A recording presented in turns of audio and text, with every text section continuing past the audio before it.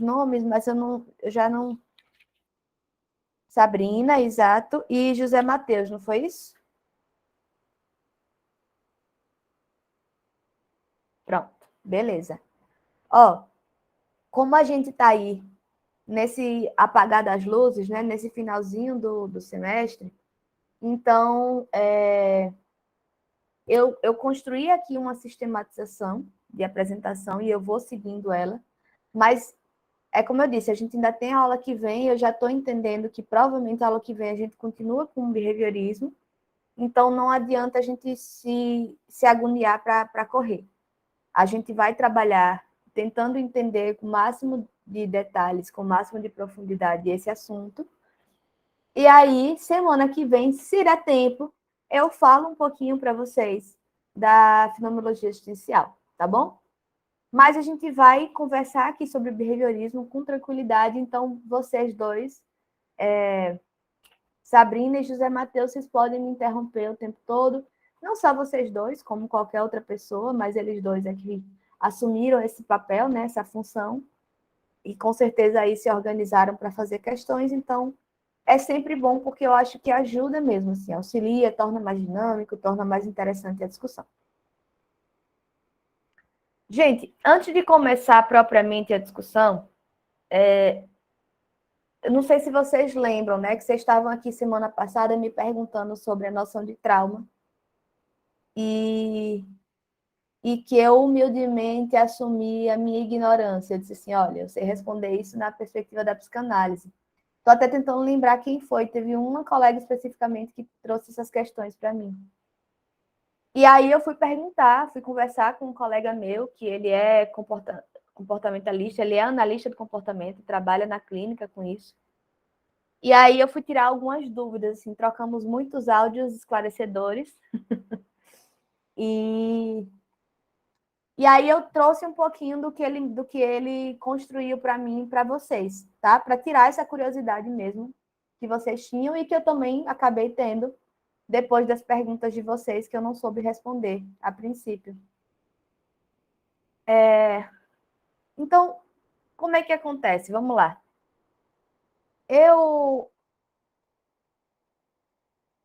Em primeiro lugar, né, tem aí uma questão de nomenclatura. O que esse colega me ensinou é que em análise do comportamento, a gente não necessariamente fala em trauma enquanto esse não é o mesmo conceito de trauma que a gente acaba lendo na psicanálise. Ele diz que o trauma, né, o que a gente pode chamar como trauma, pode nomear de trauma, em análise do comportamento, diz respeito à exposição de uma pessoa a estímulos aversivos, tá? A gente vai ver hoje ainda que a teoria de Skinner, o que ela vai trazer de complementação ou de auxílio para a teoria de Pavlov e de Watson é justamente a compreensão de que existe algo no meu comportamento que produz aí um efeito no ambiente, uma consequência, e essa consequência ela vai ser reforçadora ou punitiva, tá? E quando eu estabeleço isso, eu estabeleço que existem consequências que vão estimular o aumento do meu comportamento, que são as reforçadoras, e aqueles efeitos e aquelas consequências que vão desestimular a repetição daquele meu comportamento, que geralmente são as consequências punitivas. Mas não apenas as punitivas. Existe um conceito de reforço negativo que também entra aí, também entra nesse meandro, que são justamente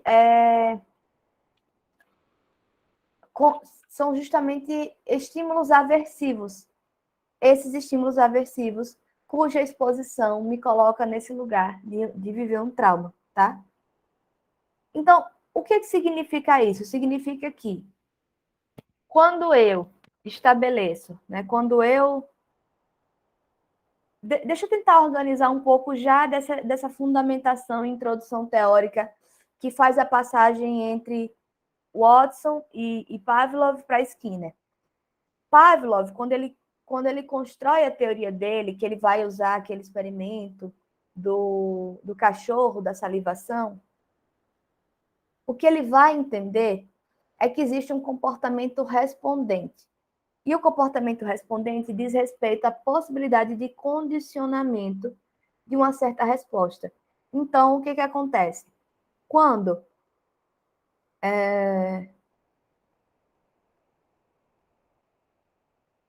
vamos lá, eu vou conseguir.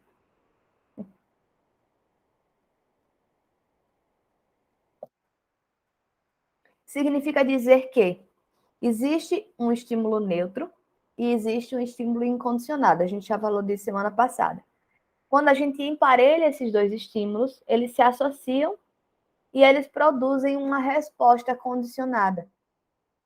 Essa resposta condicionada, ela começa a responder, né, a ser um efeito do primeiro estímulo, que antes era neutro e agora virou um estímulo condicionado, tá?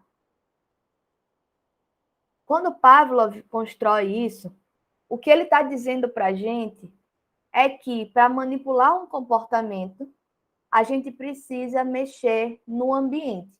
A gente precisa produzir um condicionamento, né? Condicionar um estímulo, tá? A gente precisa condicionar, transformar um estímulo neutro no estímulo condicionado para produzir, na verdade, um comportamento condicionado. O que Skinner vai descobrir, vai entender e vai produzir aí uma virada na teoria comportamentalista é justamente que não é simplesmente uma questão de mexer no ambiente.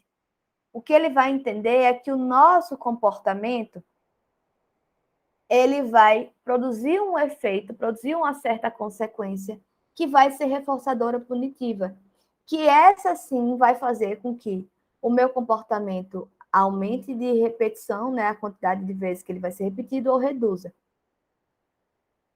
Qual a pergunta que Skinner está tentando responder quando ele constrói a teoria dele?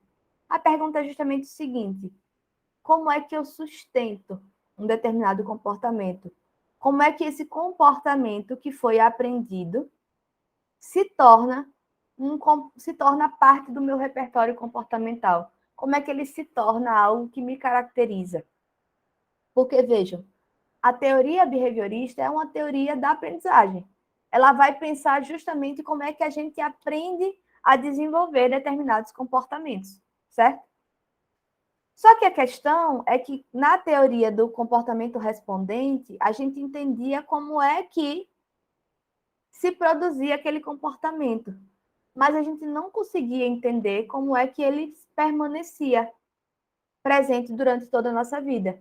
Porque no caso do cachorro de Pavlov, depois que a gente tirou o estímulo incondicionado, que era a carne que fazia salivar, depois de um tempo, o cachorro parou de salivar com o toque da sirene.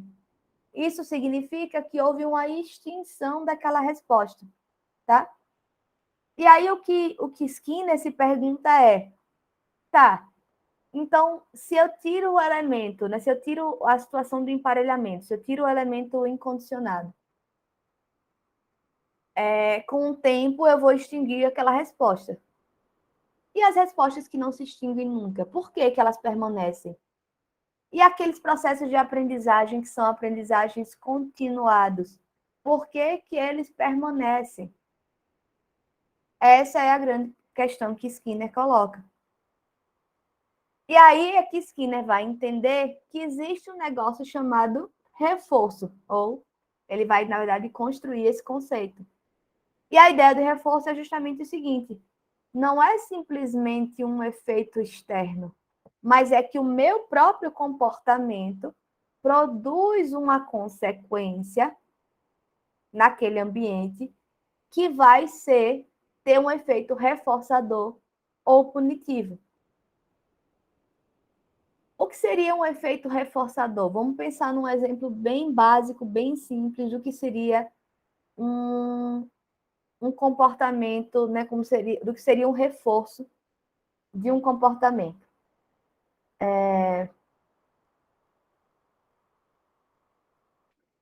Digamos que eu vou usar um exemplo bem pueril, assim, uma criança que está lá estudando e aí ela sempre recebe algum tipo de ou de prêmio ou de elogio quando ela tem um boletim cheio de notas azuis, né? Que a gente não sei hoje, mas na minha época tinha história de nota azul e nota vermelha. E aí essa criança ela vai permanecer estudando e tirando boas notas porque ela tem um reforçamento desse comportamento. Toda vez que ela estuda e tira boas notas, ela recebe um estímulo, ela recebe um reforço daquele comportamento. Então, ela continua repetindo aquele comportamento, tá? Por outro lado, se a criança faz isso, estuda um bocado, mas ninguém está nem ligando, talvez para ela ainda não faz muito sentido para que tirar nota alta, o que é que isso implica na vida futura dela. Então, se ela não tiver o estímulo, se ela não tiver o reforço, ela simplesmente para. Ela simplesmente não estuda mais, tá? Ou, ou dando um exemplo melhor, uma criança que que só tira nota vermelha. E aí os pais vão lá e dão um castigo. Isso é uma punição positiva. Punição positiva porque você está inserindo um elemento do castigo para reduzir aquela resposta comportamental, certo? Então, o que Skinner vai entender é justamente que tem uma implicação aí. Não é simplesmente como é que o comportamento se desenvolve, como é que a gente aprende, como é que aquele estímulo que era neutro vira um estímulo condicionado. Não, é como é que a gente mantém, como é que o que a gente aprende se sustenta ao longo do tempo. E aí ele vai entender que existe aí um efeito que vem diretamente, que está diretamente ligado ao próprio comportamento daquele sujeito. E aí vamos voltar para a coisa do trauma, tá? Eu precisei entrar aqui para vocês entenderem mais ou menos como é que isso funciona. Quando Skinner fala isso, ele vai dizer o seguinte, ele vai dizer que tem reforço positivo, reforço negativo, punição positiva, punição negativa. O reforço positivo diz respeito à adição, à apresentação de um estímulo que aumente a probabilidade daquela resposta, né, daquele comportamento. O reforço negativo é a retirada de algum estímulo, mas que também vai ter como efeito o aumento da repetição daquela resposta. A punição positiva é a inserção de algum elemento punitivo que vai fazer com que reduza a probabilidade daquela resposta. Enquanto que a punição negativa é a retirada de algo para reduzir também a incidência daquela resposta, tá? A gente vai voltar para isso com mais calma para vocês sacarem melhor como é que isso funciona. Mas o que é que nos interessa sobre isso para falar de trauma, né? Que foi a pergunta que vocês me fizeram na semana passada. O trauma diz respeito a uma exposição a estímulos aversivos. Os estímulos aversivos são os estímulos que são colocados para a gente a partir do reforço negativo e das duas punições, positiva e negativa. Isso não quer dizer que qualquer exposição que a gente sofra a estímulos aversivos que vai causar trauma. Isso depende da intensidade, isso depende da experiência que foi vivenciada, tá? Mas o trauma nunca vai ser produzido de um reforço positivo. Por isso, inclusive, que se a gente for pensar em termos de perspectiva de metodológica, né, de aprendizagem, não é interessante usar outro critério senão o reforço positivo. Porque os estímulos aversivos, em geral, eles vão produzir outros efeitos que vão ser danosos para o processo de aprendizagem. E a gente também vai passar um pouco por alto nisso. Eu confesso que essa parte a gente não vai entrar em detalhes, mas a gente vai discutir um pouquinho sobre isso mais para frente. Então, o que acontece é que quando a gente é exposto a estímulos aversivos, existe aí a possibilidade de produzir um certo lugar ali, uma certa associação com aquela situação, que vai ser, que a gente vai nomear como traumática, tá? Vamos usar os exemplos que a gente estava dando na semana passada. Eu tô lá pilotando moto, acho ótimo, acho lindo, mas aí levo uma queda e me estabaco todinha. Me ralo toda, me quebro perna, enfim, aquela coisa horrorosa. Sobrevivo, tô bem, graças a Deus, mas eu desenvolvo um medo gigante. Por quê? Porque aquele meu comportamento de pilotar moto me levou a uma resposta, a uma consequência de punição. E veja, a punição não é, a gente não pode ler essa palavra punição como no senso comum, não é outra pessoa que vai punir a gente. É a situação que é punitiva. Que é tipo assim, fiz uma coisa e me lasquei. Tá? Então, tipo, fui lá, pilotei uma moto e me lasquei. E me quebrei toda. E me arranhei toda. Então, isso é punitivo. E a depender da intensidade dessa experiência, o estímulo aversivo foi tão grande que eu não consigo mais ter coragem de subir numa moto para pilotar essa moto. Eu vou ouvir o que a Sabrina tem para falar e depois eu complemento os outros elementos mais detalhados sobre isso. Diga, Sabrina. Uma coisa que eu fiquei muito confusa nessa questão dos estímulos e das consequências é que eu queria saber se, tipo assim, eu emito um estímulo para o ambiente e esse estímulo meu, ele vai gerar uma consequência que é iminente ao estímulo ou é o próprio ambiente que ativamente devolve um reforço? Isso ainda na minha cabeça não dá. Tipo assim, eu falo com você e a sua resposta, ela já tá junta à minha ação, o seu reforço, ou você, quando você recebe o meu estímulo, vai gerar um estímulo independente que vai me gerar uma resposta. Não sei se está muito confusa, porque esse negócio da consequência ficou muito confuso na minha cabeça. Eu confesso que eu não entendi muito bem a sua formulação, mas eu vou tentar explicar de uma forma que eu ache mais simples. E aí eu tento. Você vai me dizendo se é por aí. Antônio, já que você está igual a Sabrina, tente aí explicar qual é a sua dificuldade para ver se ajuda a compreender melhor qual é a dela.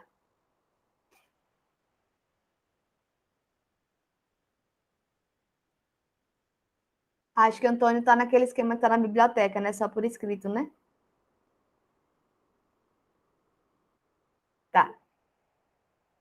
Adalberto, pode falar. Oi, professora, boa tarde. Eu penso assim que o reforço positivo é quando alguém toma uma ação que nos incentiva, né? Não faz crescer, não faz estudar mais um pouco, nos faz ficar mais atento e assim sucessivamente, né? Nos faz se dedicar mais a algumas coisas, nos faz vencer um obstáculo ou coisa desse tipo. E o punitivo é como você falou, o mero acidente de moto, por ter ido pilotar, aquela ação foi, de uma certa forma, punitiva, porque você ficou um tanto quanto resguardado em fazer aquela ação de novo. Uhum, Ficou com um certo receio, no caso, né?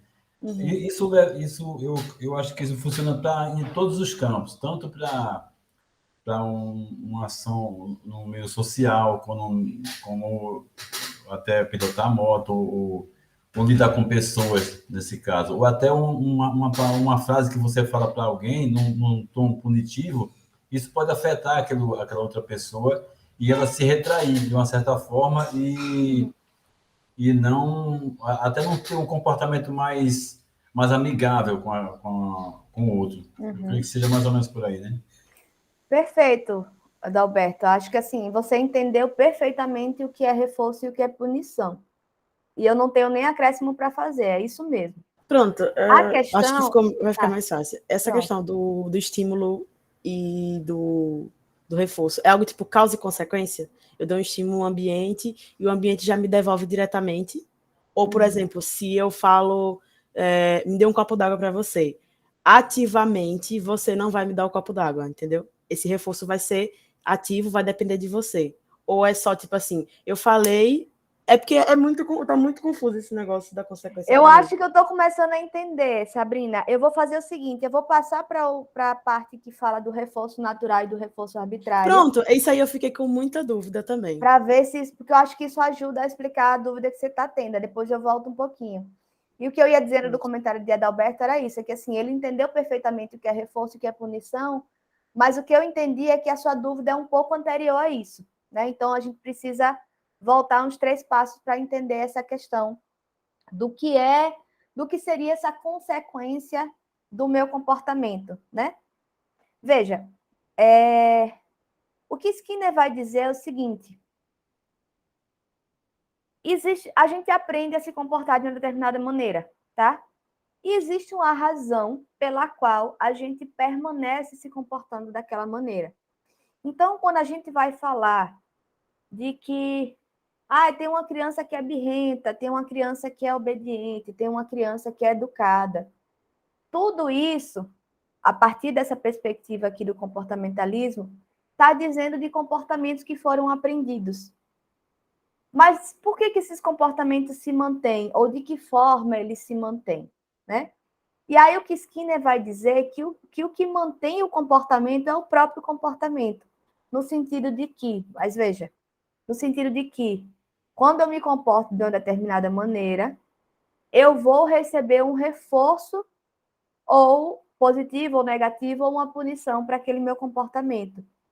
E esse reforço, ou essa punição, podem vir dessas duas maneiras, Sabrina. Pode ser muito uma reação no sentido... Vamos lá. No sentido do reforço natural. Qual a ideia do reforço natural? A ideia do reforço natural é que a consequência reforçadora do comportamento é um produto direto do meu comportamento. Eu vou dar um exemplo banal, tá? Eu adoro tomar sorvete. E aí, eu vou pegar, tenho meu dinheiro, vou comprar um sorvete e vou tomar o sorvete. Enquanto eu estou tomando sorvete, o prazer que eu sinto tomando sorvete é reforçador. É um reforçador natural. Então, aquele comportamento de tomar sorvete é um comportamento que eu vou repetir eventualmente. Porque o próprio ato de tomar sorvete é reforçador para mim, certo? Então, nesse caso, é a primeira modalidade que você falou. Eu faço e eu já tenho um retorno imediato. Mas tem situações que não é simples assim. Não é tipo, eu fiz e já recebo o retorno, né? E já sinto, ai meu Deus, o meu comportamento já é imediatamente reforçado. Tem outras situações em que existe aí um processo, e de fato o processo pode ser nesse sentido que você está explicando, de que a gente vai mobilizar algo no ambiente que vai produzir esse reforço de volta. Que aí seria o seguinte, se eu gosto muito de tomar sorvete, ao longo da minha vida, minha mãe poderia ter feito assim, olha, se você tirar notas altas, eu te levo para tomar sorvete. Percebam que esse é um reforço arbitrário, porque tomar sorvete e ter a nota alta não tem nada a ver uma coisa com a outra, de forma direta. Mas existe aí uma estratégia possível para que, como minha mãe quer que eu tire nota alta, ela quer me estimular nisso, ela vai me prometer me dar um sorvete toda vez que eu tirar nota alta. Então, eu vou fazer um esforço de tirar nota alta para receber esse reforço, tá? Então, eu vou estudar, tiro minha nota alta, e aí a minha mãe, que é uma outra pessoa aí nessa história, nessa equação, ela vai me dar o sorvete como uma forma de estímulo e de reforço. Entende? Então, assim, talvez a pergunta que você esteja fazendo seja justa, a resposta seja das duas formas. Só que de uma forma é um reforço natural, no sentido de que o ato de fazer aquilo, né, diretamente já me traz um reforço ou uma punição, que é o mesmo exemplo de tomar um choque. Muita gente não tem coragem de mexer com a eletricidade, porque uma vez que foi tentar fazer, levou um choque. É uma punição natural. Você vai lá, você mexe, bota o dedo, levou um choque. Ou então uma criança pequena, que todo mundo diz, não bota a mão na tomada, tira o dedo da tomada. Aí ele vai, teima e bota o dedinho na tomada. Acontece o quê? Leva um choque. Depois desse choque, ele vai repetir o comportamento? Se ele for burro, vai. Desculpa, é só uma brincadeira, mas sim, de forma geral, ele não vai repetir, porque ele já recebeu a punição, e a punição faz com que reduza as probabilidades de repetir aquele comportamento, tá? Então, nesse caso, tanto no caso da tomada, quanto no caso do tomar o sorvete, aquilo é natural. É assim, eu faço e eu recebo uma resposta imediata, tem uma consequência imediata que é reforçadora ou punitiva. No outro caso, de que eu preciso tirar uma nota para minha mãe ir lá e comprar um sorvete para mim, esse reforço é arbitrário. Ele não é imediato, mas ele também funciona como um reforço, tá? O que é importante entender da teoria de Skinner é justamente o fato de que, assim, a grande questão que ele está se colocando é essa: como é que eu sustento um comportamento aprendido? O que é que me faz permanecer repetindo aquele comportamento? E aí é muito curioso pensar isso em termos de desenvolvimento humano, porque, por exemplo, a gente vai ver uma criança, essa coisa da nota mesmo, né? Uma criança, às vezes, para ela, tirar nota alta ou tirar nota baixa, não faz tanta diferença. Só faz diferença porque aquilo produz uma consequência com os pais dela, que são figuras de referência, que são figuras que vão premiar ou que vão punir aquele comportamento. Então, elas vão se preocupar com os estudos por conta dessa reação que elas vão ter dos pais, tá? Mas, quando a gente fica adulto, a gente não precisa mais de pai e mãe para isso, né? Vocês estão aqui na faculdade e vocês estão se esforçando para tirar nota alta porque vocês entendem que isso é importante. De algum modo, vocês já assumiram essa ideia que a própria nota, a nota em si mesma já é um reforçador natural, já se torna um reforçador natural. Então, vocês não precisam mais desses outros reforços para poder estudar, para poder se dedicar, né? Às vezes, no caso da faculdade, vocês estão aqui estudando uma matéria da área de vocês. Vocês sabem que quando vocês trabalharem na área, vocês vão precisar dessa informação. Então, vocês já estudam por isso. Não é pela nota, não é pelo elogio que vai receber do professor. Às vezes, vocês fazem por conta do aprendizado em si. Então, entendam que, assim, existem formas distintas. Existem formas mediadas, né, que a gente chama aqui de reforço arbitrário, e existem formas imediatas, que é o que a gente está chamando de reforço natural, tá? Mas, de qualquer modo, o que interessa é o meu comportamento e o efeito que ele produz no ambiente. E aí entenda que na análise do comportamento, a ideia de ambiente significa o entorno do sujeito que impacta no seu comportamento, tá? E esse entorno pode ser a mãe, o pai, o professor, as pessoas que estão olhando feio, que estão rindo dela, que estão aplaudindo, ou pode ser simplesmente um choque que vai levar do ambiente, o prazer que vai receber de tomar um sorvete ou comer uma comida, tá? Então, quando a gente fala que produz consequência no ambiente, é isso, produz aí um efeito nesse entorno que vai impactar no seu comportamento, que vai fazer com que eu continue me comportando daquela maneira ou com que eu elimine aquele comportamento do meu repertório. Ficou melhor? Ajudou um pouquinho? Ou ainda está muito confuso?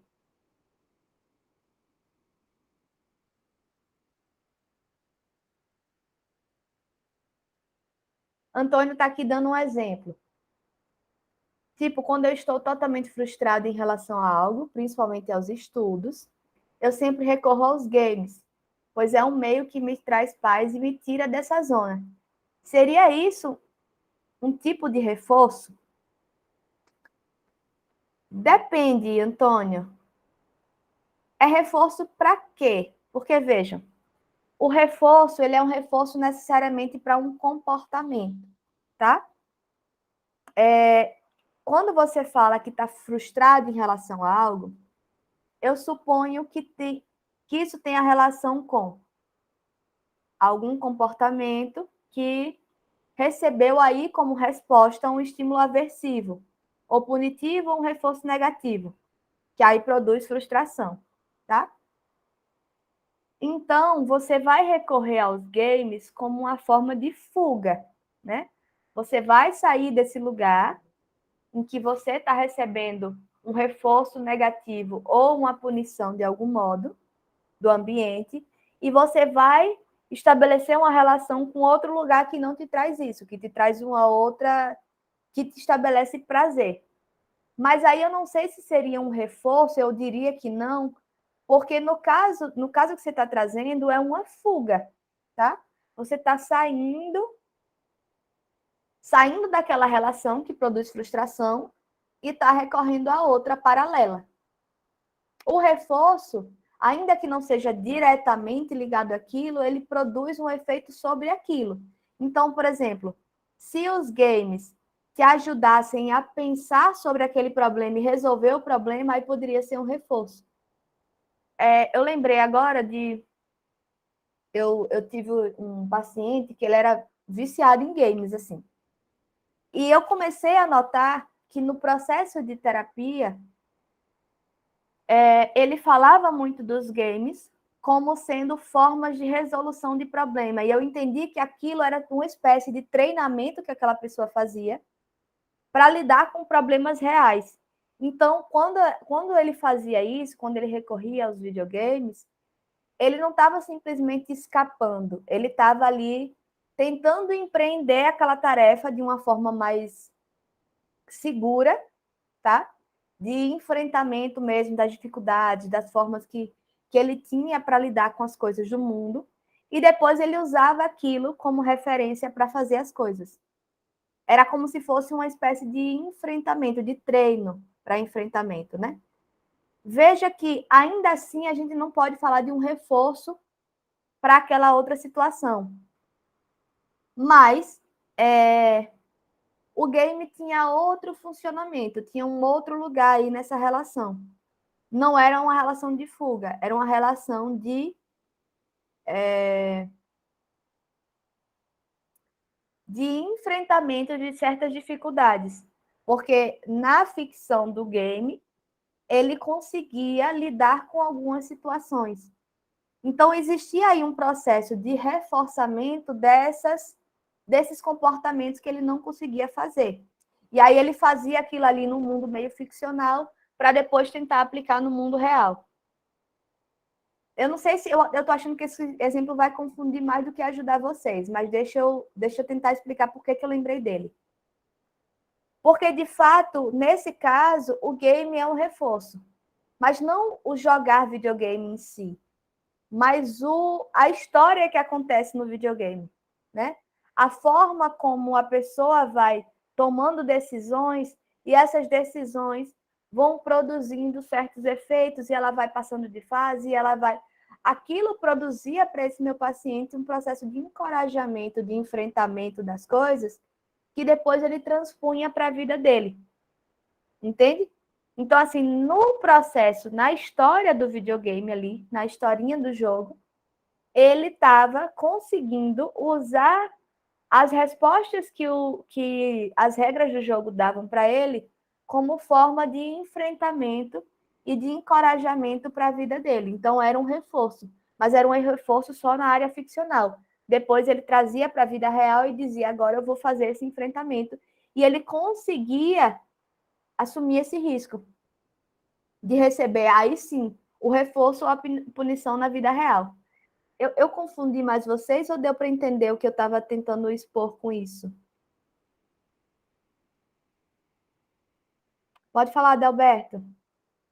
Professor, eu acho que foi bem interessante, porque nesse caso, esse reforço não é o jogar videogame que, como você falou, seria uma fuga, mas a estratégia do jogo seria um reforço, no caso, Para o meu comportamento, exato, para a forma que eu isso. lido com as coisas. Isso, a Perfeito. estratégia do jogo que ele estava, quando ele estava lá com dificuldade em alguma disciplina, alguma coisa assim, ou até no exercício, não, e ele estava com dificuldade, ele parava para ir para o videogame, essa ação de ir para o videogame, aí não, seria uma fuga, mas o jogo em si, a estratégia do jogo que ele estava realizando, passando de fase sucessivamente, ali já era um reforço positivo. Não é isso? Perfeito. Adalberto se adaptou bem com o behaviorismo, viu? Que ele já sacou tudo. Tá me salvando hoje. Por aí, mais ou menos. Deixa eu pegar a sua explicação, que ela é muito boa. Ela ajuda melhor explicou melhor do que eu consegui fazer, que é o seguinte. De fato, assim, tem uma questão da estratégia. Digamos, eu consegui pensar com a fala de Adalberto num exemplo mais concreto. Digamos que o motivo da frustração de Antônio, né, na situação é porque, assim, ele não está conseguindo fazer alguma coisa e está deixando ele muito frustrado e inseguro. Ele está frustrado porque está se sentindo inseguro. Aí, às vezes, ele vai para o jogo e o jogo produz esse efeito de empoderamento. Me desculpem usar uma palavra que está com esse, né, com o sentido que tem hoje dessa forma, mas vocês entenderam. Então, ele vai lá e ele começa a se sentir mais seguro, como se o jogo permitisse a ele entender que ele é capaz de resolver certos problemas. Aí sim seria um reforço. Porque com as estratégias do jogo, com o enfrentamento que ele faz dentro do jogo com aquelas estratégias, ele vai se sentindo mais fortalecido, mais seguro para fazer esse outro enfrentamento no outro lugar, tá? Então, sim, nesse sentido é. Mas o jogar simplesmente, o jogar videogame pode ser um reforço assim. Às vezes, quando a gente faz, tipo, meta. Se eu conseguir terminar toda a leitura da professora Carol, eu vou me permitir 1 hora de videogame. Eu adoro fazer isso com série. Eu, às vezes, estou com um monte de coisa para fazer, mas tá tanta coisa que eu faço, meu Deus, não sei nem por onde eu começo. Aí eu estabeleço, e eu sei que eu vou ficar muito cansada porque é muita coisa, aí eu digo, quando eu terminar tal coisa, eu vejo um episódio da série. Aí depois eu volto. Quando eu terminar tal coisa. Isso é um reforço. É um reforço arbitrário, mas é um reforço. Porque eu estou usando aquilo como uma estratégia para que eu continue estudando. Para que eu cumpra aquela meta que eu me propus e para que eu estude, ou seja, para que eu repita e reforce esse comportamento que é o de estudar, porque eu estou precisando estudar, tá? Deixa eu ver aqui, tem muito comentário no chat. Deixa eu ver o de Jefferson. Esse reforço tem impacto positivo ou negativo na mente de uma criança, por exemplo? Ou vai depender da situação do reforço? Vai depender da situação, Jefferson. O que é que acontece? Como eu vou aproveitar a sua pergunta para voltar para os conceitos mesmo, tá? O que Skinner vai dizer é que existe o reforço positivo e o reforço negativo. O reforço positivo é esse reforço que, para aumentar a repetição do meu comportamento, a probabilidade de que esse comportamento se repita, ou seja, para que eu aprenda a me comportar daquela maneira, eu vou adicionar alguma coisa. Um prêmio, um elogio,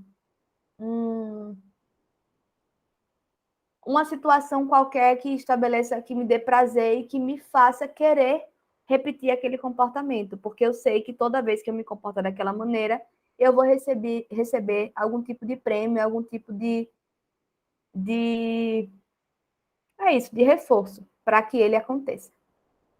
Mas existe a possibilidade do reforço ser negativo, de que, embora eu vá aumentar o meu comportamento, eu vou fazer isso com a retirada de alguma coisa. Que aí a gente pode usar o exemplo do videogame. Digamos que um menino ganhou um videogame novo, está viciado, fissurado no videogame e só faz jogar o dia inteiro e não estuda mais. Aí as notas baixaram. Aí os pais disseram, para você voltar a ter notas altas, eu vou tirar o videogame. Percebam que isso não é uma punição. Isso é só uma medida que diz assim, já que você está gastando tempo demais com o videogame e está atrapalhando no seu rendimento escolar, eu vou tirar o videogame para você melhorar o seu rendimento. Ou eu vou restringir o videogame para você melhorar o seu rendimento, tá? Então, você faz uma retirada, embora seja pela mesma razão, é para aumentar a probabilidade do comportamento de estudar e de tirar boas notas. Eu faço isso pela retirada de um estímulo, que é justamente a retirada do videogame que supostamente estaria atrapalhando no processo, tá? Esse exemplo não é dos melhores para pensar em termos de impacto negativo, mas existe sim a possibilidade, que é o que Skinner vai dizer, ele vai dizer que tanto o reforço negativo quanto as punições, elas são formas de controle aversivo. E o controle aversivo, ele vai produzir, de maneira geral, um impacto que extrapola a simples modelagem daquele comportamento, que vai passar daquilo e vai trazer outras consequências, tá? Por isso que, se a gente for pensar em termos de aprendizagem, o indicado, o esperado, é justamente que a gente use, no mais das vezes, o reforço positivo. Porque é o reforço positivo que consegue produzir um comportamento adequado. Enquanto o reforço negativo, ele aumenta o comportamento, mas a partir de alguma medida que vai ser sentida como punitiva. Então, vai acabar impactando em outros aspectos daquela vivência.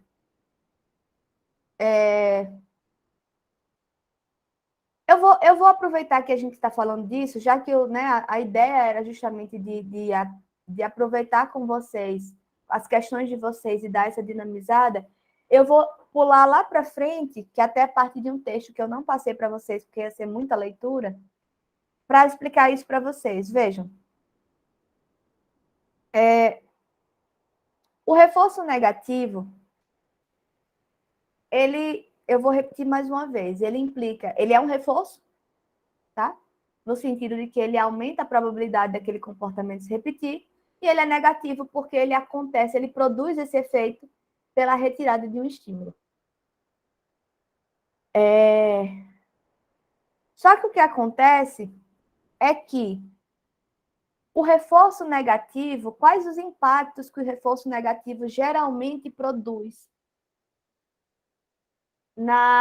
no processo aí de comportamento, né, de constituição do repertório comportamental de uma pessoa?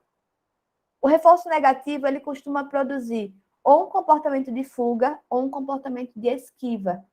E o que seria isso? O comportamento de fuga é o seguinte: se a gente estabelece, né, existe ali um estímulo aversivo no ambiente, a gente vai querer fugir dele. A gente vai querer eliminar ou reduzir esse estímulo que é aversivo. Então, deixa eu ver se eu consigo manter a explicação pela história do videogame. Eu vou tentar aqui achar os exemplos do texto para que fique mais claro para vocês.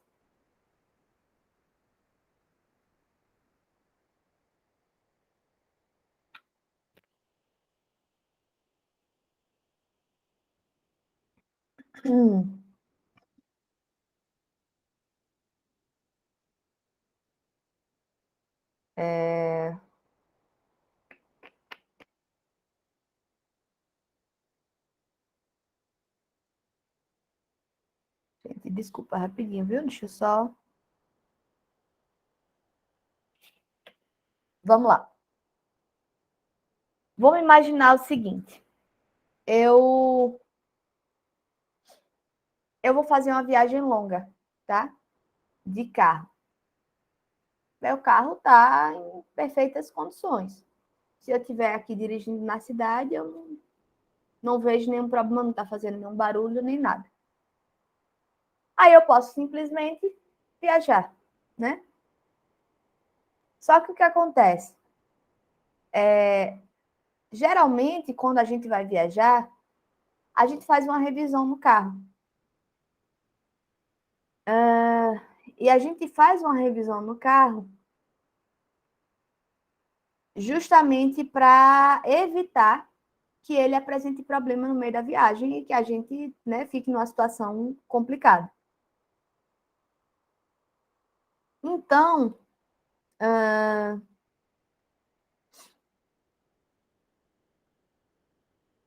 o que é que esse exemplo quer dizer? Ele quer falar justamente de uma situação de esquiva. A situação de esquiva seria o seguinte: eu ainda não tenho um problema, eu ainda não tenho uma questão ali colocada, mas eu já vou me comportar, eu já vou repetir aquele comportamento que é o de ir lá fazer a revisão no carro, ir lá verificar se tem algo para ser consertado, para evitar uma situação, tá? Então percebam que o dar problema no carro, né, significa uma resposta negativa,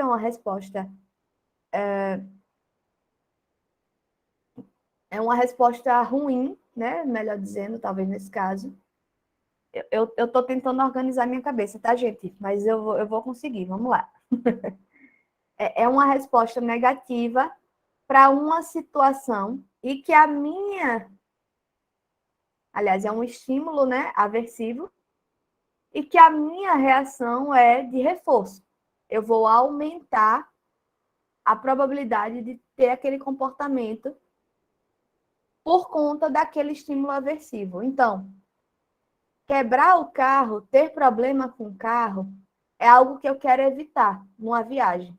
Então, eu já faço uma revisão prévia como uma forma de evitar que aquele problema aconteça, tá? Então, isso seria um comportamento de esquiva para evitar um estímulo aversivo, né, um reforço negativo.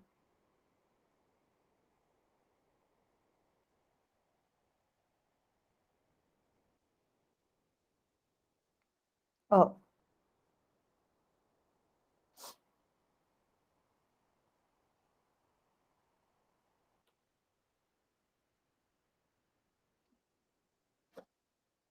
o que os autores vão dizer é o seguinte, que...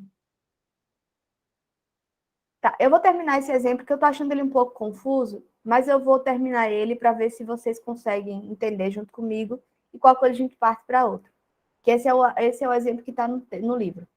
Então, a gente tem aí uma situação de esquiva. Por quê? Para evitar um estímulo aversivo, né, que é de passar perrengue na estrada, eu vou resolver uma questão. Eu vou ter um comportamento de consertar ou de revisar o carro. Outra coisa seria, meu carro tá bom, não tem problema nenhum, vou arriscar e vou viajar. E aí ele dá problema na pista, né? E no que ele dá problema, eu vou ter que procurar um mecânico.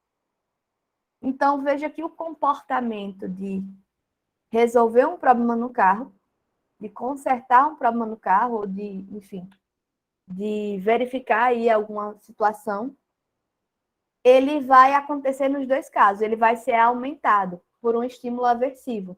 Só que em o estímulo aversivo poderia vir, então, para evitar, para me esquivar dele, eu faço antes.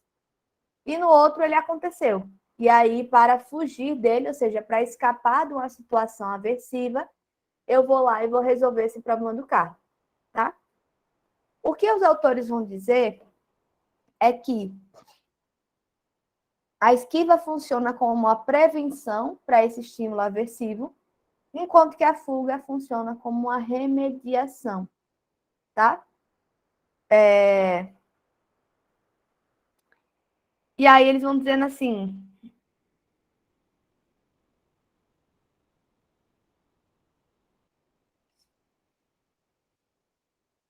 E eles vão dizer que os comportamentos de fuga e de esquiva somente são estabelecidos e mantidos em contingências de reforço negativo. Logo, não observaremos fuga e esquiva em contingências de reforço positivo e de punição.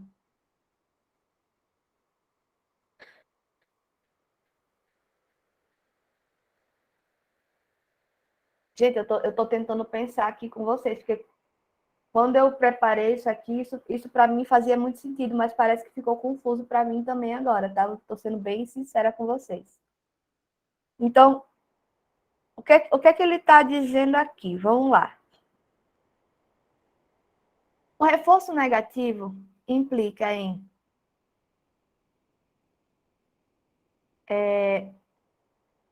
para aumentar a resposta, eu vou tirar um estímulo, tá? E aí, quando eu falo isso, né? Quando eu falo de tirar um estímulo, eu estou falando que eu vou estabelecer aí uma resposta aversiva, porque quando você tira esse estímulo, né? Você vai produzir uma resposta aversiva.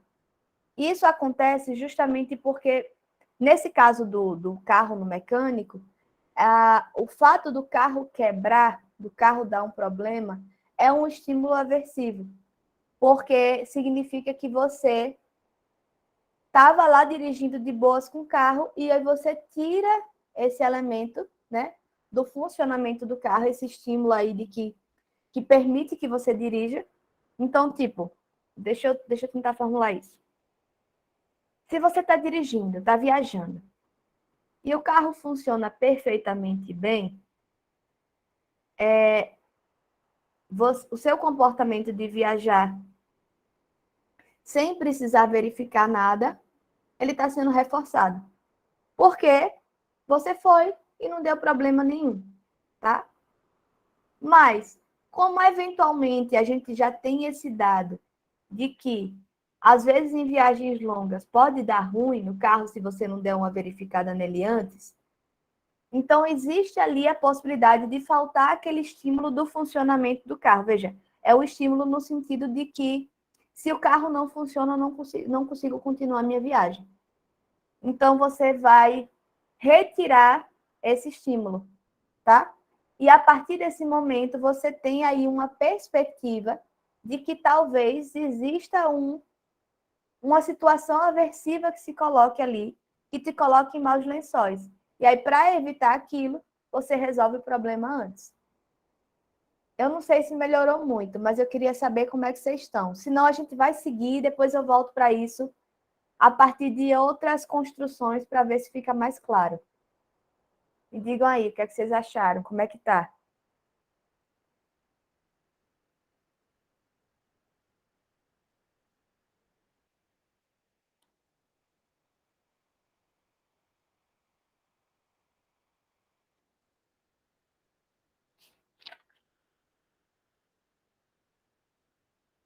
Não, Sabrina, eu confesso que esse agora ficou confuso até para mim, viu?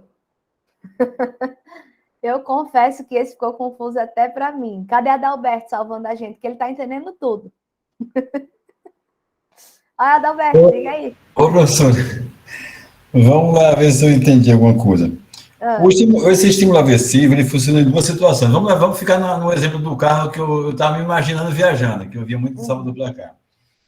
Então, se eu fiz a revisão e não tive nenhum problema, esse estímulo aversivo me levou um reforço positivo, no caso.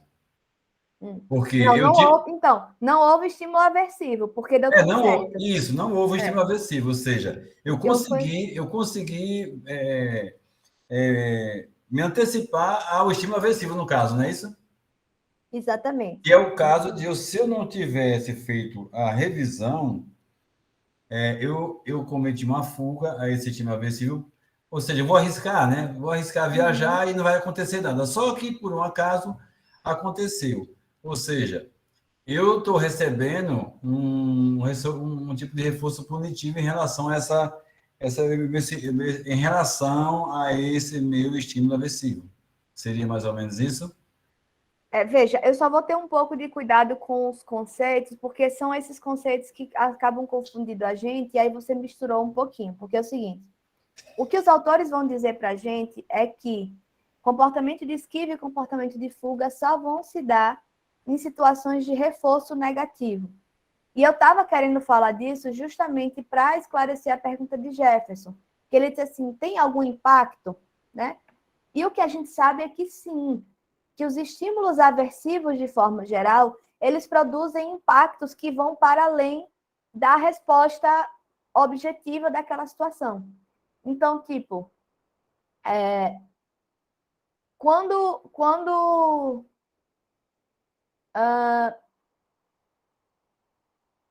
você pensa numa situação de reforço negativo, ela implica em produzir aí esses estímulos aversivos, né? Que é no sentido de, nesse caso, seria do carro quebrando, seria assim, você foi impossibilitado de viajar porque o carro quebrou, e aí você se coloca numa situação difícil.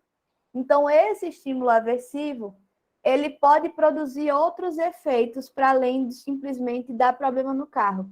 Mas ele pode, pelo medo, a depender de onde o carro quebre, da situação que aconteça, de não ter mecânico no meio da estrada, de só ter daqui a tantos quilômetros, de ficar sozinho com medo.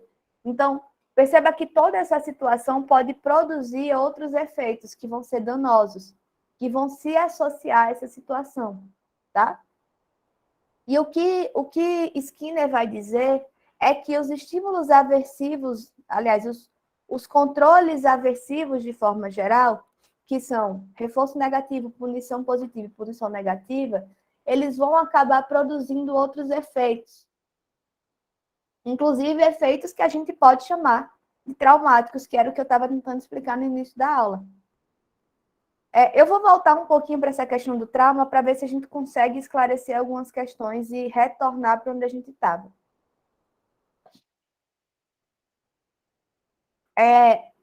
Vocês lembram que semana passada, quando vocês me perguntaram sobre essa questão do trauma, eu falei do gatilho, né?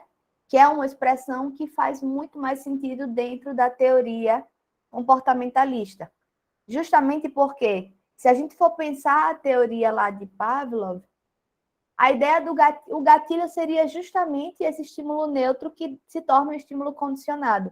Então, a partir do momento que ele aparece, é uma situação que a priori não produziria nenhum tipo de ansiedade, mas ele foi condicionado de tal modo que ele passa a produzir uma ansiedade. Então, esse gatilho produziria esse sentimento de angústia relacionado ao estímulo aversivo, tá?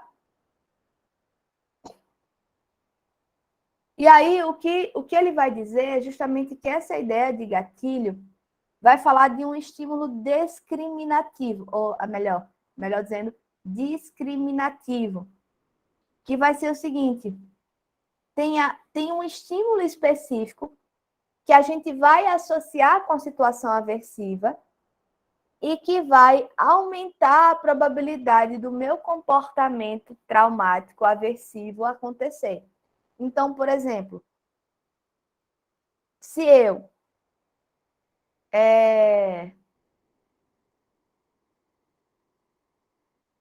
sei lá, digamos que eu tenha um trauma, vou usar o exemplo da moto. Eu tenho um trauma de pilotar moto porque eu pilotei uma vez e me acidentei. Às vezes, a pessoa pode dizer assim, não, eu tô atrasada, precisando ir para tal lugar, eu te dou carona, tô de moto. Aí a pessoa vai dizer, não consigo, não tenho coragem. Percebam que é o seguinte, o estímulo discriminativo nesse caso, né, foi fácil. Assim, é dizer que vai andar de moto. Não consigo andar de moto mais, eu morro de medo. Mas o estímulo discriminativo poderia ser outras coisas. Então, essa pessoa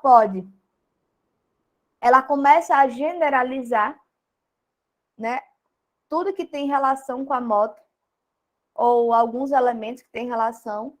E aí, por exemplo, ela pode fazer essa associação com andar de bicicleta. E ela começa a ter medo também de andar de bicicleta. Então, esse gatilho, ele vai ser acionado também diante de uma bicicleta, não apenas diante de uma moto, porque tem duas rodas, porque é instável, porque fica ali na pista, né, meio que vulnerável aos carros, enfim, as associações podem ser diversas. E o que acontece na questão relacionada com o trauma é justamente que uma situação aversiva que a gente foi exposto,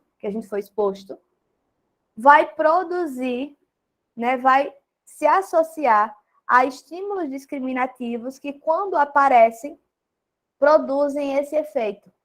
Então, a mesma angústia que eu senti quando eu estava no meio do acidente levando a queda, eu vou sentir só de imaginar que eu posso subir numa moto de novo. Só de imaginar que eu vou ter que subir numa moto para pegar uma carona. Então, aquilo vai me produzir aquele mesmo nível de angústia, tá? Por que eu estou falando disso? Eu estou falando disso para reforçar essa ideia de que são os estímulos aversivos que vão produzir esse tipo de efeito, tá? É justamente... E por isso que eu estava dizendo que, se a gente for pensar em termos de aprendizagem, a gente entende que o ideal é ensinar pela via do reforço positivo, porque é a única maneira, segundo a teoria da análise do comportamento, que não produziria efeitos aversivos. Todos os outros, o reforço negativo, a punição positiva e a punição negativa, produziria esses efeitos e estímulos aversivos. E aí, aliás, produziria efeitos aversivos que se associariam a estímulos que disparariam essa angústia, tá? Disparariam esses outros efeitos. Tá, deixa eu tentar explicar aqui um pouquinho para vocês, um pouquinho melhor essa questão. Quando a gente fala...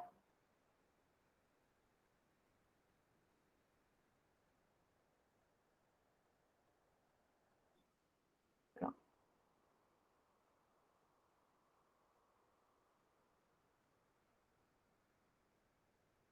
Gente, eu estou aqui meio travadinha, porque eu estou tentando elaborar aqui qual foi o ponto que vocês ficaram confusos para eu poder responder mais direcionado, tá? Então, se vocês puderem me dizer isso, né, dizer como é que a coisa está embolando agora, me ajuda. Senão, eu vou formular aqui uma maneira de retomar essa conversa com vocês de maneira mais didática e mais clara.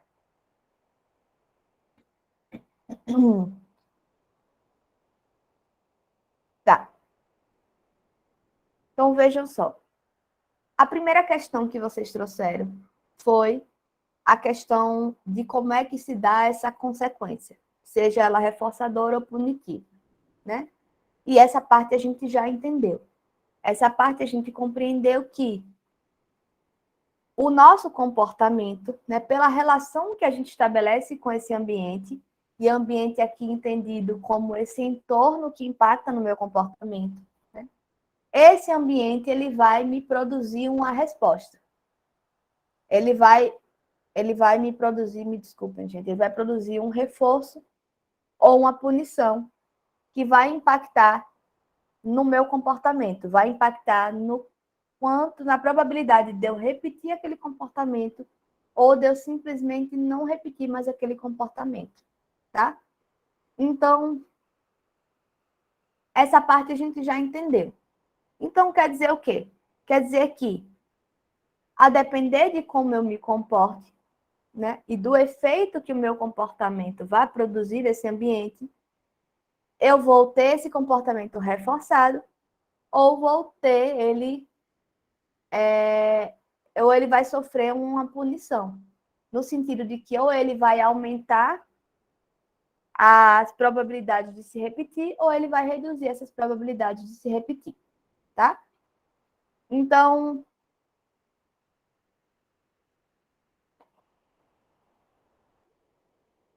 fale, Sabrina.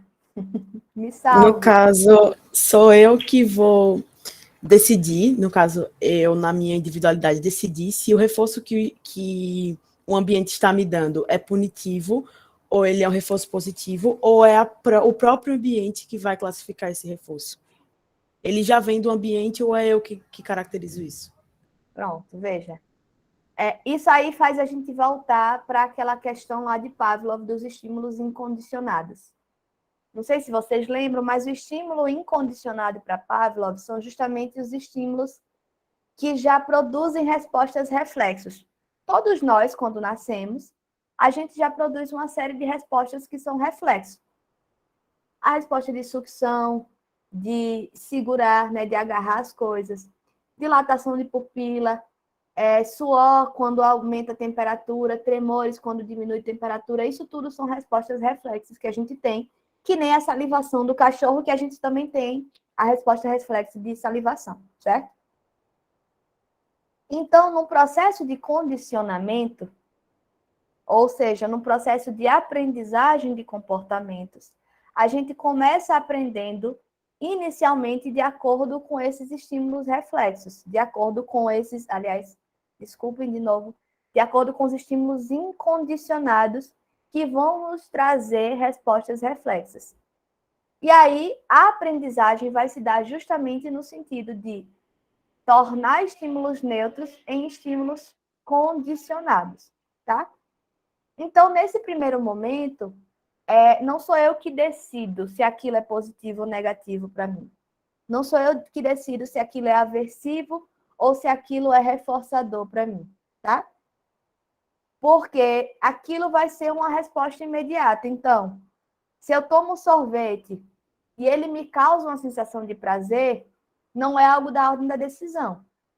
É uma resposta, é uma consequência imediata do meu comportamento que vai reforçar aquele comportamento. Então, eu vou sempre querer comer, tomar sorvete, porque aquilo me causa prazer, tá? Do mesmo jeito, se eu estou numa situação, num lugar muito frio e estou mal agasalhada, eu vou responder com tremores. Então, agora, que tipo de associação que eu vou fazendo com essas situações é que vai produzir esse efeito de aprendizagem. Então, o que acontece? Eu vou entendendo que se eu me agasalhar cada vez mais, eu não vou sentir isso, né? E aí, para não sentir um frio extremo, eu me agasalho. Isso aí é um exemplo de reforço negativo, porque é para evitar o estímulo aversivo que eu vou me agasalhar, que eu vou ter um comportamento, né, que ele vai ter a probabilidade de se repetir, tá? Então, percebam que tem respostas que são imediatas, porque tem relação direta, inclusive com respostas reflexas nossas. Mas o que acontece é que no processo de educação, de aprendizagem, inclusive no processo de cultura e civilização, a gente vai produzindo associações cada vez mais complexas. E isso vai depender, isso vai produzindo outros tipos de resposta. Mas veja, as respostas continuam não sendo respostas voluntárias. Não é porque eu não gosto simplesmente. Tipo assim, eu vou dar um exemplo que eu acho que é bem atual e que vai todo mundo conseguir entender. Vocês sabem que desde que o mundo é mundo, que antes de sermos homo sapiens, a gente já tinha a resposta reflexa de luta e fuga, né? Significa que quando a gente está em situação de risco, o nosso corpo vai produzir adrenalina, que serve para acelerar o funcionamento do nosso corpo, bombear sangue para os músculos, para a gente correr ou lutar. Todo mundo sabe disso, né?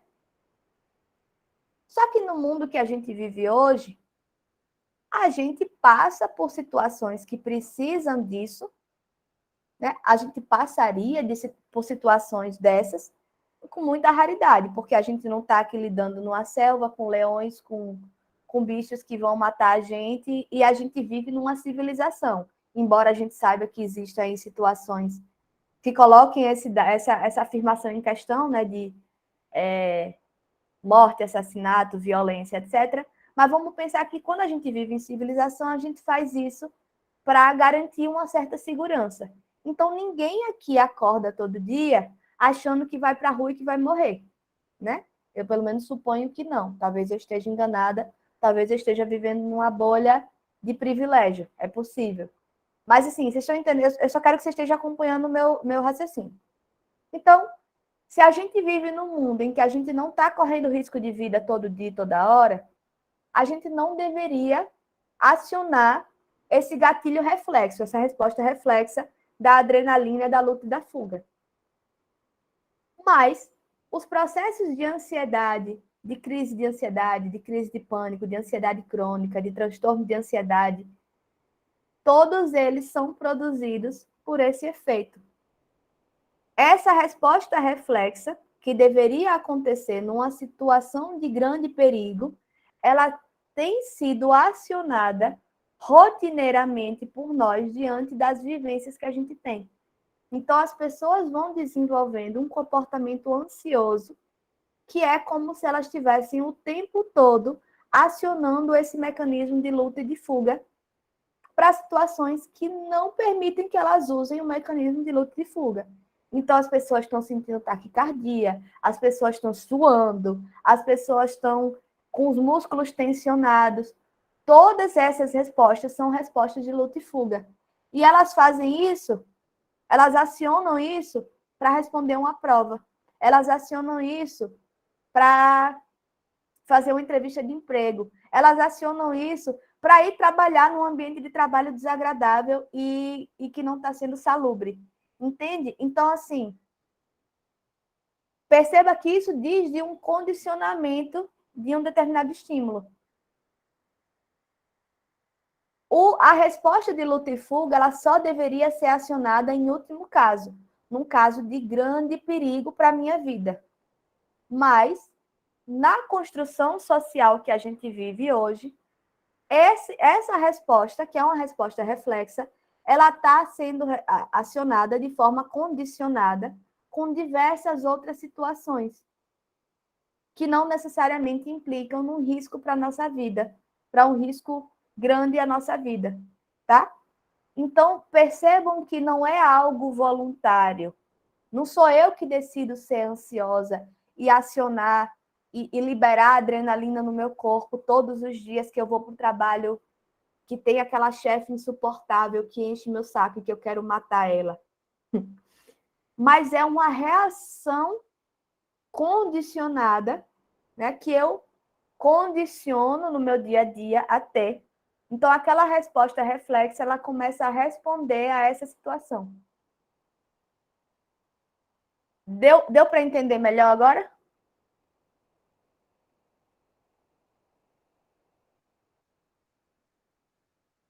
Melhorou, professora. Fala aí, Sabrina. Eu já estou começando a entender aqui, mas tem um exemplo que eu estou aqui pensando, a senhora falando sobre isso de reforço natural e arbitrário. Por exemplo, na academia. Quando a gente vai fazer um exercício na academia, o primeiro estímulo que a gente tem é dor. Dor, dor, dor. Mas a gente permanece lá, porque, tipo, depois da dor, a gente tem um estímulo positivo. No caso, quando a gente está na academia, a gente decide continuar na academia, esse estímulo, ele é natural ou ele é um estímulo arbitrário? A gente pensa, tipo assim, eu vou continuar porque eu penso, tipo, que depois eu vou sentir um prazer, ou que depois meu corpo vai melhorar, ou que minha saúde vai melhorar, ou eu já associo diretamente aquela dor a algum prazer de alguma forma? Veja, toda vez que você pensar, eu vou fazer isso porque depois eu vou ter tal resultado, é arbitrário. O fato de existir o depois, de precisar ter esse depois para te estimular, já torna aquele estímulo arbitrário, tá? Mas tem gente, e eu já fui essa louca na vida, tô com saudades, quero reencontrar esse eu dentro de mim, que eu ia para academia e eu gostava da dor muscular.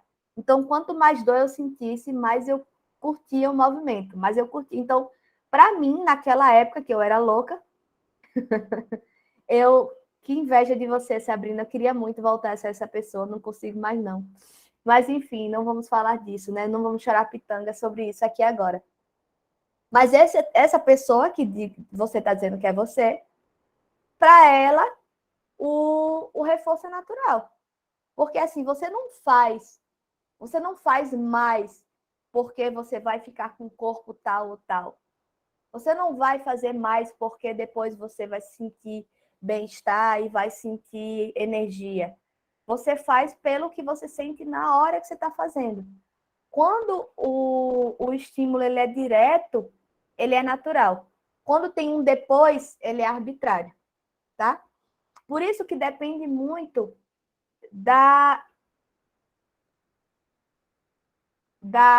Meu Deus, estou tentando lembrar da expressão. Deixa eu colar aqui, viu?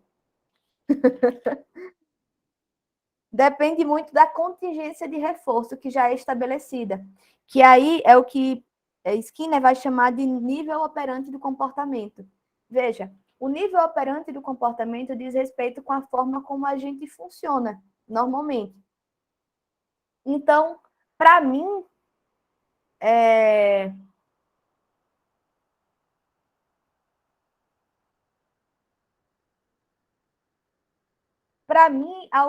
tem uma situação que pode ser aversiva que para vocês seja prazerosa.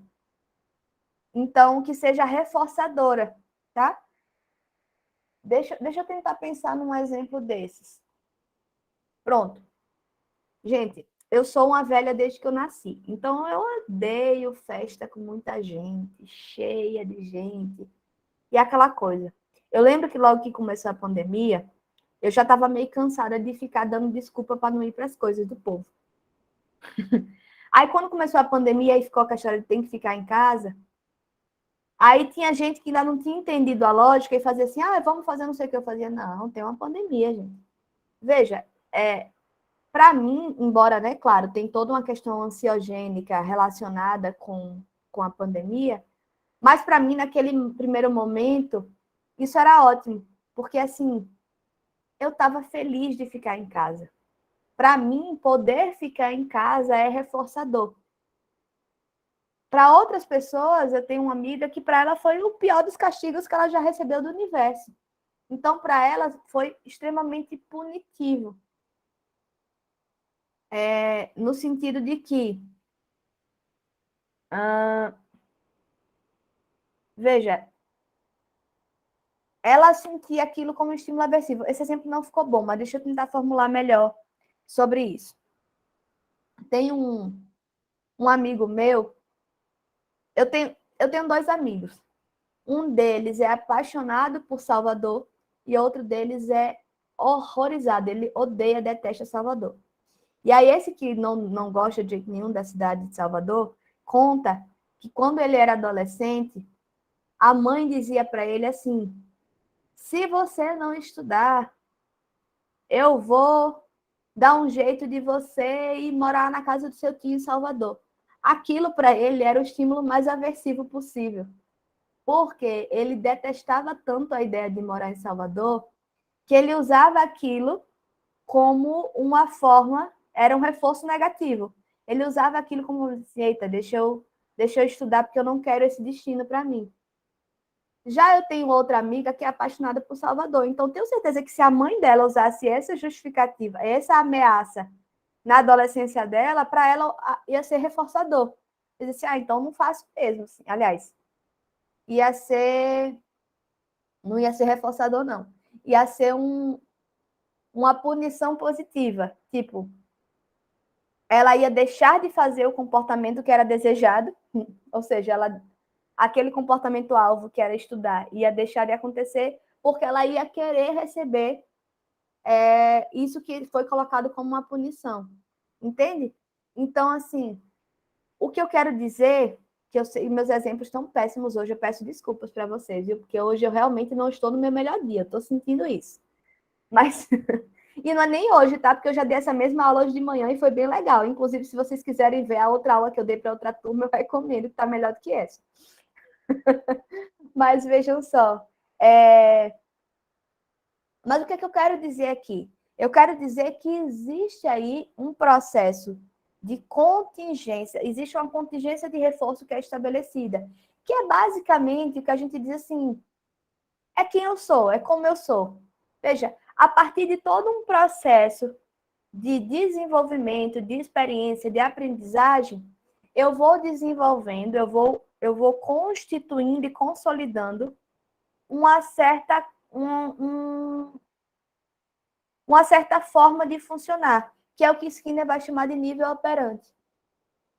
Esse meu nível operante, ou seja, essa minha forma de funcionar básica, ela vai dizer respeito justamente à maneira como eu vou, né, como as consequências ao meu comportamento vai produzir reforços ou punições a ele. Porque é isso que eu estou tentando dizer com muita dificuldade, de forma muito confusa. É que quando que um estímulo que é reforçador para mim pode ser aversivo para você, a depender da sua história de vida, a depender do seu repertório comportamental, a depender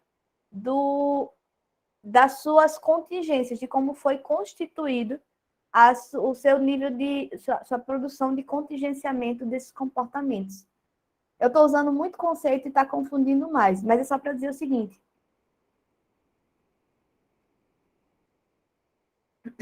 Depende. O que é reforçador para mim pode ser aversivo para você. Ponto. Essa parte fica clara, né? Que é isso que eu quero que vocês entendam. Estou falando esse monte de confusão. E isso acontece porque cada um de nós, ao longo da nossa história, vai produzindo uma certa forma de funcionar, que é o que Skinner vai chamar de nível operante. Então, a depender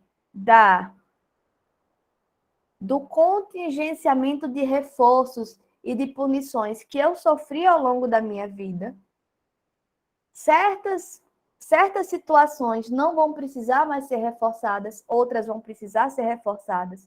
Certas situações vão precisar... certas situações vão ser aversivas para mim, enquanto são reforçadoras para outras pessoas, tá? Então, deixa eu usar esse exemplo de Sabrina, que ela diz que ela é a louca da academia que gosta da dor do treino, né? Então, para Sabrina, o treino pelo treino já serve, já basta. Para mim, não.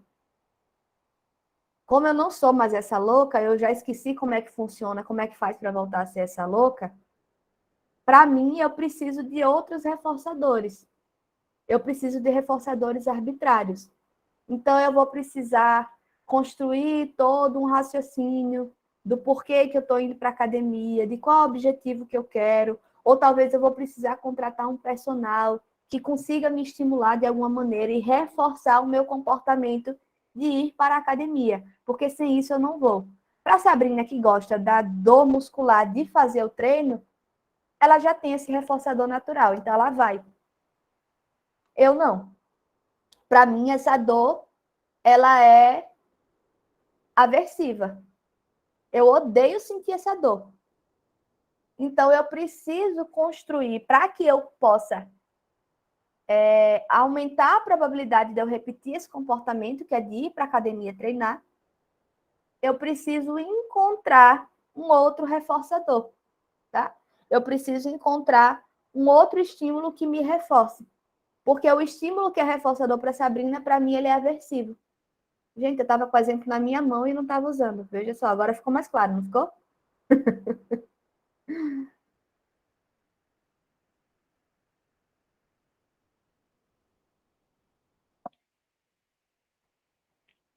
Obrigada, gente. E desculpem, tá? Eu senti, mas vocês percebem que pelo menos eu tenho essa capacidade de perceber que eu tô embolando as coisas e atrapalhando você. Assim, coisona, professora, percebe e continua falando e me atrapalhando na cabeça.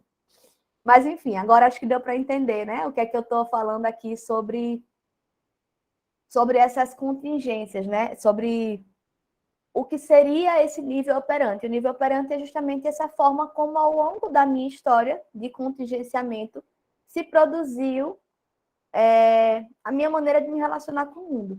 Então, é esse nível operante que vai definir o que é reforçador para mim e o que é aversivo para mim. Agora, percebam que mesmo com isso, mesmo ao longo da história, a gente já adulto, tem situações que vão ser, e isso não é um conceito, mas eu vou me atrever a falar dessa forma, que vão ser universalmente reforçadores e universalmente punitivos. O exemplo que eu dei do acidente de moto, toda e qualquer pessoa vai sentir aquilo como uma punição.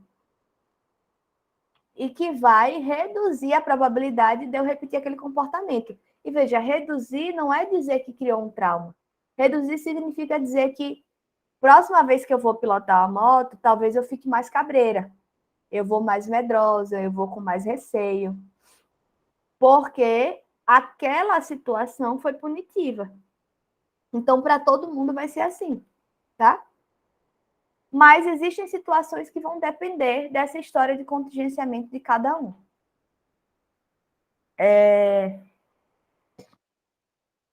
E a questão do trauma, ela entra um pouco aí, né? No sentido de que, tá, se eu tenho um trauma, para mim vai ser impossível lidar com uma determinada situação que talvez para os outros seja muito tranquilo. Pronto, eu acabei de pensar num exemplo muito bom. Cachorro. Tem uma galera que é apaixonada por cachorro. Mas tem gente que tem um medo quase, percebam, quase irracional de cachorro. Que não consegue chegar perto, né?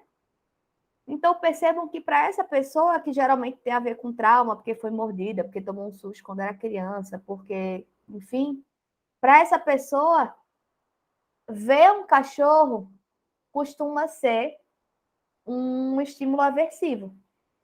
Então, eu não quero lidar com aquilo, tá? Eu não quero me deparar com um cachorro, eu morro de medo. Mas quem é apaixonado por cachorro vai ver um cachorro e vai dizer: ai, que coisa mais linda, posso pegar? E vai lá fazer carinho no cachorro e brincar com o cachorro. Não é assim? Então, isso diz respeito a essa diferença, né? Porque no caso da pessoa que tem medo, geralmente aquilo ali a gente pode chamar de um trauma, no sentido de que foi produzido, a gente foi exposto em algum momento a estímulo aversivo relacionado com aquele cachorro, né? Não com aquele, mas com o animal, o cachorro, e aquilo produz em mim um estímulo discriminativo, ou seja, quando eu vejo um cachorro, eu produzo angústia, tenho medo, tá? Porque eu associei a figura do cachorro com o estímulo aversivo a que eu fui submetida há não sei quantos anos atrás. Enquanto que uma pessoa que gosta muito de cachorro, que não foi submetida a um estímulo aversivo, ela vai fazer o movimento contrário. Para ela, ver um cachorro vai ser reforçador. Tipo, eu lembro de duas meninas, duas crianças que elas estavam em processo de adoção, elas eram irmãs e estavam sendo adotadas pela mesma família. E essa família tinha um cachorro. Na verdade, o cachorro era do irmão, né, que já era casado, e o cachorro estava lá por alguma razão, na casa dos pais, os que se tornaram pais delas. E era engraçado porque uma delas morria de medo de cachorro e a outra delas, quando a gente começou a fazer o movimento delas irem final de semana para passar, né, fazer, que a gente chama de período de convivência no processo de adoção, uma delas ficava rezando para o irmão ter levado o cachorro e a outra queria que o cachorro estivesse lá. Então, para uma delas, o cachorro era um estímulo aversivo e para a outra, o cachorro era um estímulo reforçador. Então, essa que gostava do cachorro, ela ia também, né, pela convivência com os futuros pais, mas ela ia muito pelo cachorro. O cachorro era um reforço. Ela queria ir para lá. Esse comportamento de ir no final de semana, de se arrumar e de preparar as malinhas para passar o final de semana na casa dos pais, dos futuros pais, o cachorro funcionava como um reforçador. Para outra era um estímulo aversivo. Ela ia mesmo com o cachorro, porque ela ia pelos pais. Mas ela rezava para que o irmão tivesse levado o cachorro embora naquela semana, para ela não ter que conviver com o cachorro, entende?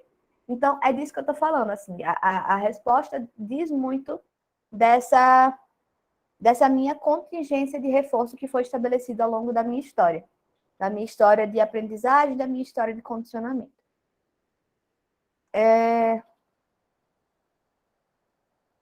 Gente, alguém anota aí para mim, por favor, que na próxima aula eu vou falar sobre extinção operante e sobre punição, tá? Porque como essas duas coisas estão relacionadas e elas são mais complexas, eu vou ter que deixar para a próxima aula. O que eu vou tratar com vocês hoje é de um outro conceito chamado... Aliás, peraí. Temos 10 minutos de aula e eu ainda não dei a oportunidade para os colegas Sabrina e José Matheus falarem. Eu sei que Sabrina já falou um monte e já ajudou muito a dar andamento à aula. Mas como eu sei que vocês, às vezes, né, quando eu proponho que vocês sejam debatedores, eu coloco vocês aí nesse lugar de preparar perguntas prévias, vocês têm alguma pergunta até aqui, né, sobre o que a gente já veio falando, que eu ainda não consegui responder, ou alguma curiosidade, ou algum comentário? Para mim, tá ótimo. Eu acho que a minha maior dúvida foi aquela que eu conversei no início da aula, que eu fiquei voando muito nisso. Mas depois do prosseguir da aula, eu consegui compreender. Principalmente nessa parte da questão do individualismo, né? Porque quando eu comecei a estudar behaviorismo, tem muito essa noção do coletivo, de tipo assim, dos estímulos e como o coletivo, como nós, como espécie humana, respondemos. E Skinner traz esse lado mais do indivíduo, da ação do indivíduo e dos estímulos. Isso confundiu muito minha cabeça, mas agora eu acho que está tudo mais claro. Beleza, que bom, Sabrina. Você não sabe como eu fico aliviada, porque eu estou me sentindo assim, uma pessoa muito confusa hoje. Eu acho que é a tristeza da despedida, que eu já estou antecipando. Aí eu estou ficando confusa e da agonia de querer falar de tudo, enfim. Mas fico muito, muito feliz com o seu feedback de que você conseguiu compreender melhor, apesar das minhas confusões de hoje. E o outro colega, José, eu estou esquecendo o seu nome, é José, e eu fico voltando na página. José Matheus Vieira. Ele está aqui, eu vi que ele estava caindo muito. Eu não sei se ele estava com dificuldade na internet. Não, ele já nem está na aula. Acho que ele desistiu em algum momento. Porque ele vinha e caía, vinha e caía, vinha e caía. E aí eu acho que ele desistiu. Mas então tá. Então eu vou falar só sobre modelagem com o tempinho que a gente tem, porque eu acho que é um conceito mais simples, tá? E aí na próxima aula vocês me lembram para a gente falar de extinção operante e de punição. E aí eu tento trazer um pouquinho, se der tempo, da outra corrente teórica que a gente não vai conseguir estudar e se aprofundar, tá bom? Modelagem. Vamos imaginar, fazer um raciocínio bem concreto da modelagem. Imaginem que vocês compraram massinha de modelar, né? A ideia da massinha de modelar é que ela é maleável. A gente amassa e a gente vai dando para ela a forma que a gente quiser. Claro, depende da nossa habilidade. Eu não sei fazer forma nenhuma, a não ser fazer bolinha e fazer bastãozinho. Mas vocês entenderam, tem uma maleabilidade aí. A ideia da modelagem é uma técnica ou um procedimento que vai modelar os comportamentos, ou seja, que vai produzir o comportamento desejado a partir de um procedimento, a partir de uma técnica, tá? Então, a ideia da modelagem, ela parte de uma pergunta, que é a seguinte: como um novo comportamento passa a fazer parte do repertório comportamental do organismo? Percebam que pensar sobre isso diz respeito ao que a gente estava falando até agora, de que existe aí um repertório comportamental que vai se constituindo ao longo da nossa vida. E aí a outra pergunta de Skinner que fez ele chegar no conceito de modelagem é a seguinte: tá, eu vou aqui, ao longo da minha vida, eu vou aprendendo, vou construindo um repertório comportamental. Aí eu tenho aqui, estou com... tenho uma certa forma de funcionar nesse nível operante que eu falei, né? Tem uma maneira que eu tenho de resolver problemas, de operar situações, de resolver questões. Mas como é que um novo comportamento passa a fazer parte desse repertório? Será que eu consigo inserir um novo comportamento aí quando eu já tenho esse repertório mais ou menos construído? Então, a grande pergunta, essa pergunta se relaciona muito com aquela questão que a gente costuma fazer, que é a seguinte. Não é nem uma questão, mas a gente costuma dizer que quanto mais nova a criança, maior a capacidade dela de aprender. Então, tem muita gente velha, mais velha, ou idosa, que diz assim, eu já estou velho, não aprendo mais nada não. Meu pai adora falar essa frase. Eu, inclusive, acho que tem uma certa comodidade nisso. Tem uma angústia, claro, não vou deslegitimar isso, mas tem uma certa comodidade que ele diz assim, não, minha filha, eu já estou velha, não aprendo mais nada não. Só que Skinner está aqui se perguntando, como será que faz para a gente adicionar um comportamento novo a um repertório que já está colocado, que já está construído, né, de comportamentos?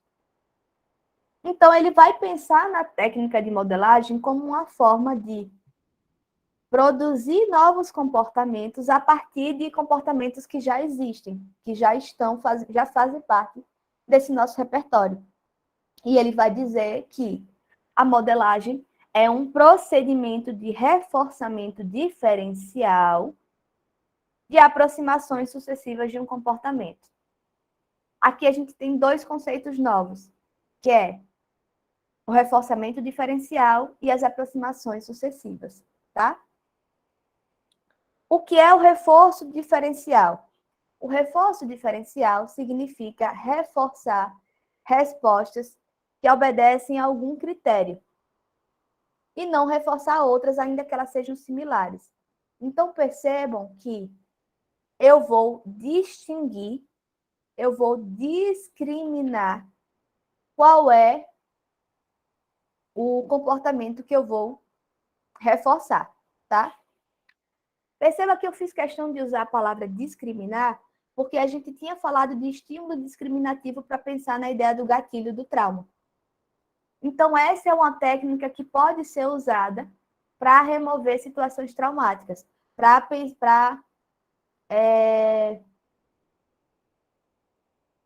trabalhar aí o comportamento das pessoas, para que a situação que foi traumática possa ser revertida e saia desse lugar. Então, veja que eu estou aqui pensando num comportamento que eu quero estimular.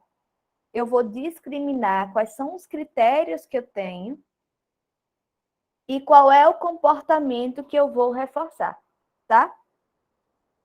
Qual é a resposta? Percebam quando eu falo comportamento e resposta, eu estou falando da mesma coisa. O comportamento é uma resposta que a gente dá, né? E aí, então eu vou reforçar essas respostas que obedecem a algum critério, que é o que eu estou desejando estabelecer aqui como regra. E a ideia de aproximação sucessiva seria justamente a de que, assim, não dá para a gente fazer isso de forma mágica, não é de um dia para o outro. A gente vai fazer isso gradualmente. Então, a gente vai aproximando sucessivamente, a gente vai reforçando comportamentos que já são mais comuns e que nos levam ao comportamento-alvo. Então, eles são similares, mas depois eles vão deixando de ser reforçados porque a gente vai estabelecendo critérios mais específicos gradualmente.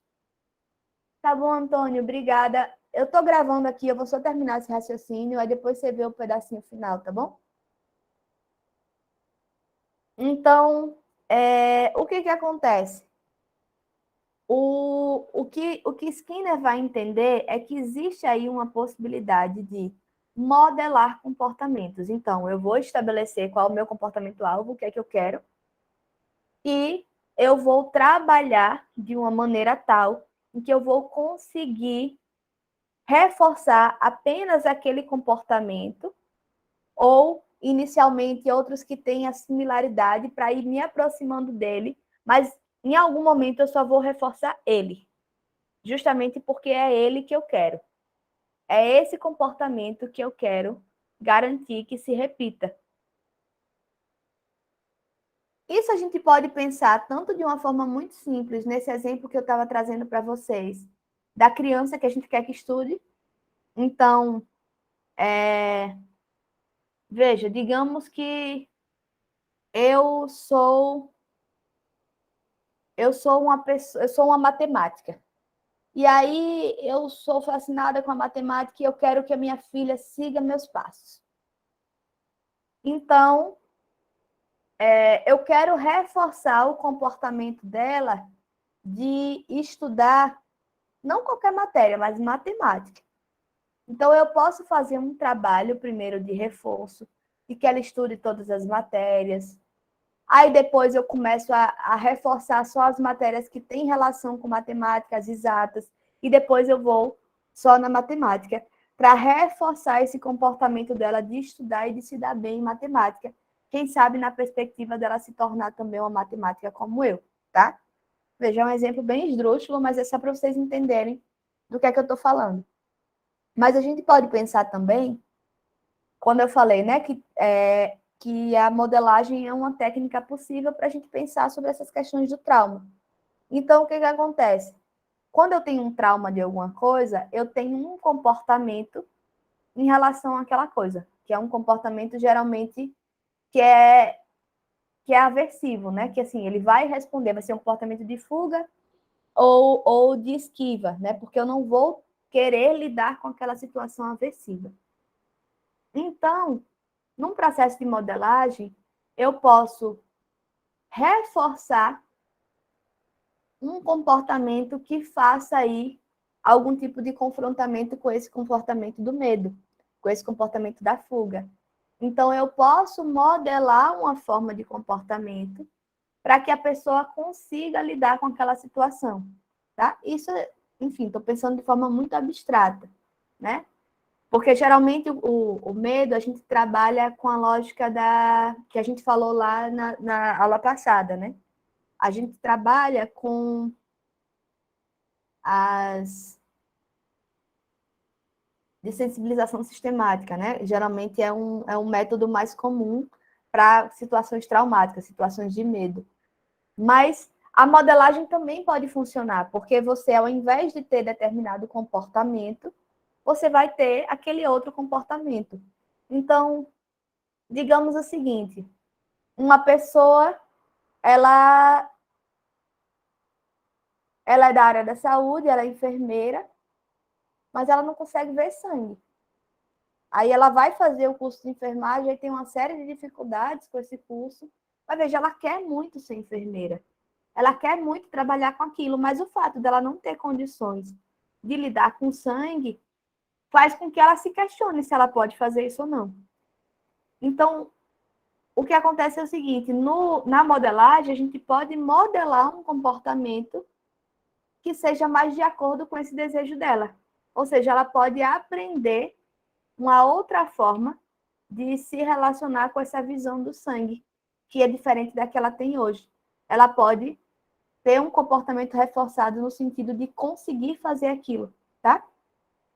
Eu lembro que eu tive uma paciente que não era enfermagem, mas ela tinha desejo de exercer uma profissão em que ela se colocaria em situações em que ela teria que lidar com sangue. E toda vez que ela ia tirar sangue, ela desmaiava. E ela não desmaiava porque baixava a pressão, ela desmaiava porque ela tinha, de fato, um pavor com a ideia do sangue. Então, para ela, talvez, né, claro, eu com a psicanálise estava trabalhando com ela de outra perspectiva, mas para ela existia essa possibilidade, porque, veja, não necessariamente isso vai eliminar a situação de fobia, mas vai ensinar um comportamento diferente, uma reação diferente para aquela situação. E um comportamento que não seja prejudicial ao objetivo que ela tem hoje, tá? Então, a ideia da modelagem é basicamente essa. Tranquilo, gente? Tranquilo. Eu até anotei, professora, nesse item da modelagem, anotei um exemplo, não sei se esse que está no livro, eu acho que o escritor citou esse exemplo. Quando você está lendo uma poesia, lendo por ler e lendo, interpretando e viajando no enunciado da poesia, ou seja, ele lê assim, lê uma poesia com prazer, no caso, né? Que eu acho que ele dá um exemplo assim no texto, se não me falha a memória, ou é no vídeo que eu vi a respeito disso, quando o Skinner fala sobre isso, sobre a modelagem. Que aquela narradora lá fala dele a respeito disso aí. Que no momento de ler uma poesia com prazer, ou seja, interpretando e se passando para a poesia, se colocando na poesia, mais ou menos isso. Eu não consegui entender onde é que fica a modelagem aí, não. Deixa eu pegar o capítulo para eu tentar acompanhar o que você está me perguntando, você está comentando. Peraí, viu? Modelagem. Será que eu confundi, professor, alguma coisa? Eu acho que não, acho que tem. Porque eu lembro que no modelagem, um exemplo que os autores dão é da criança aprendendo a falar. Né? Que ele fala, mãe, aí a pessoa aí aplaude, aí fica feliz, aí ela entende que, ó, reforço. Então, eu vou ficar né? E aí, depois, uma hora, aquilo para. E aí, a criança começa a tentar novas sílabas para conseguir de novo aquele reforço. E aí, seria uma espécie de modelagem. É o exemplo que eles dão.